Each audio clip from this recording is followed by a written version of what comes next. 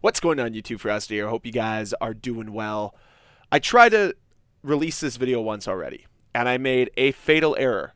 And that fatal error was trusting that Activision could get an update right. I said in my original video that maybe you saw that this update only affected a few fringe players that weren't allowed to play. Nope, everybody on PC just weren't able to play.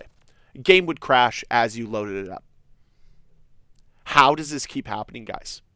At some point, you have to look in the mirror and say, I want to do a better job than the bare minimum. At some point, you have to sit there and say, this community deserves better. And you continuously don't follow through with that.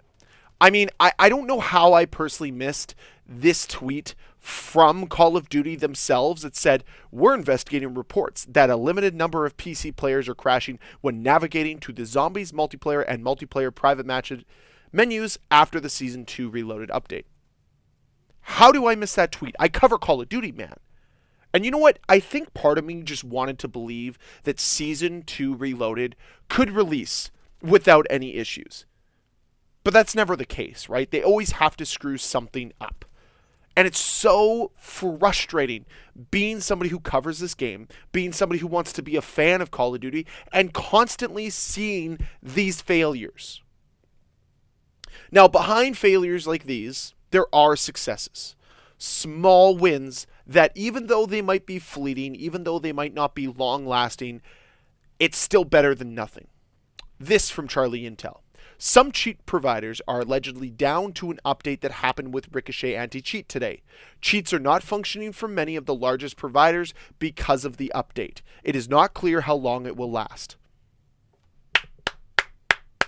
About time. About time Call of Duty starts to hammer the people providing the cheats. The cheat providers themselves. They're the ones that are gaming the system. They're the ones going around the code to make money off of Call of Duty and preying off of this community. Yes, cheaters are still in the wrong and deserve punishment, deserve discipline, but the people providing the cheats should not be able to get off scot-free. I know they attacked Chronos earlier this year on PS5, but there needs to be more done on the PC to make the PC a more viable option to play. There are many reports that since this update went live, lobbies feel better. The game feels better. This is a step in the right direction. Finally. And I think we can all rejoice. The problem is I don't know how long it's going to last. And therein lies the issue. Because we have no way of knowing how long it will take the cheaters to now get around the new anti-cheat system. We're just kind of in limbo because we know it's going to happen. And that's the frustrating part. But enjoy the game now if you can. I mean, the fact that it's not working for players is extremely frustrating. But here we are in a situation where at least cheaters are limited from playing. Maybe it coincides. Maybe it correlates to the fact that Battle.net and Steam have had issues. But nonetheless, hopefully this is a step for future updates to continue to target the cheater problem because it is a massive issue. Now let's talk about an update because there was an update here. But from a core gameplay perspective, not much is changing. Unless, of course, you're a Zombies player. There's a wealth of brand new Zombies content coming to Season 2 Reloaded, which is awesome. We like that.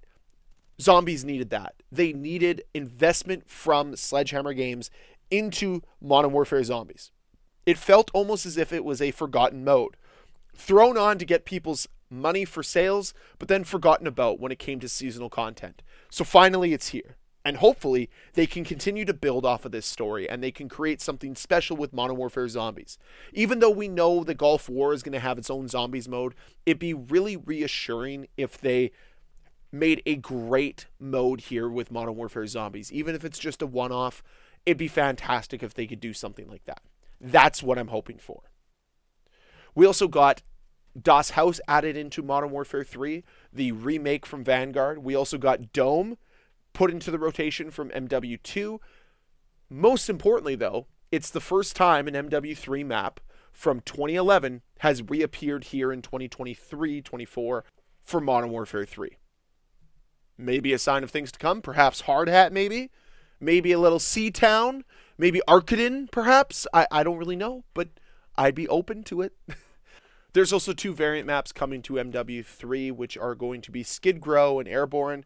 These are variant maps based off of Skid Row and Terminal. I haven't played them yet personally. I'm going to hop into the game shortly if I can get on being a PC player and hope for the best. That's what we're sitting here. There's also a couple other changes that I just want to touch on. I'm not going to go through all of the massive long patch notes because it's boring and it's just a lot of like small weapon tuning. There was some weapon tuning I do want to talk about though, where they just like completely nerfed the Lockwood into the ground. Not even a viable shotgun anymore. Why anybody would use it is beyond me. They also decided to buff the Ram 9, if I'm reading this correctly, as well as buff the SVA 545. Now, I'm an SVA 545 stan, so I'm happy about this, but with the Ram, not so much. They also decided to finish nerfing the BASB into the ground with another nerf, deciding, hey, let's just not make this viable whatsoever. So, yeah, very disappointing there. I also want to touch on this, which I think is really, really cool. The community, ever since the Christmas event, has been talking about making Shipment the map for Shipment, making it the variant for Shipment in Modern Warfare 3. And it looks like the community won that battle. They won that fight. And Shipment will be the new standard version of Shipment here in Modern Warfare 3, which is fantastic. I would not be against them doing the same with High Rise and implementing their Christmas version into the core map rotation. I enjoyed playing it. I'm always a sucker for a good map variant. That's why I'm kind of excited for these Skid Row and Airborne map variants, because sometimes they're just really cool. Like Beach Bog, man. Beach Bog was a fun time. It was a totally different way to look at that map and approach that map, and I really liked it. I don't know if it was for everyone, but it was definitely for me. Now to continue here, one of the other big notes that I wanted to make was about the Hans Zimmer score that you could buy for MW2, which had all of the music from Hans Zimmer from the original Modern Warfare 2. And there was an issue with this pack playing during regular matches, and people were pissed, rightfully so. You paid money for it. You'd feel as if you should get, some value out of it. And players didn't feel that way. Well, that's been fixed. They decided to address that, which is huge. I mean, this update, all in all, isn't bad. It sucks that it doesn't work on release. It sucks that it causes crashes for PC players. But we did get some nice steps forward. It's very clear they're listening to the community in some aspects. Not everything, but small things, which is maybe a step forward.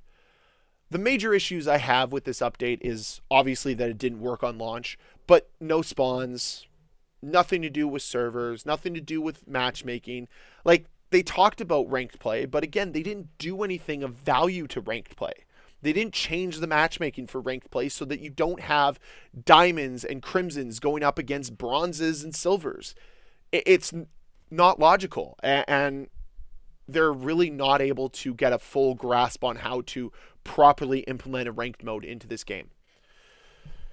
But realistically, I wasn't expecting this update to change the world for MW3.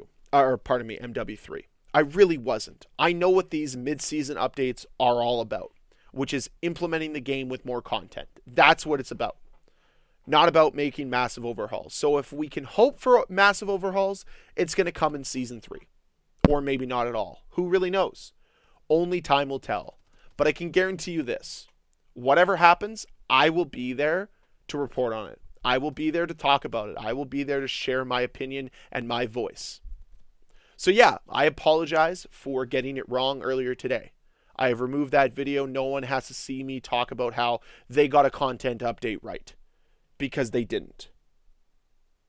But that's it for the video today. I thank you all very much for watching.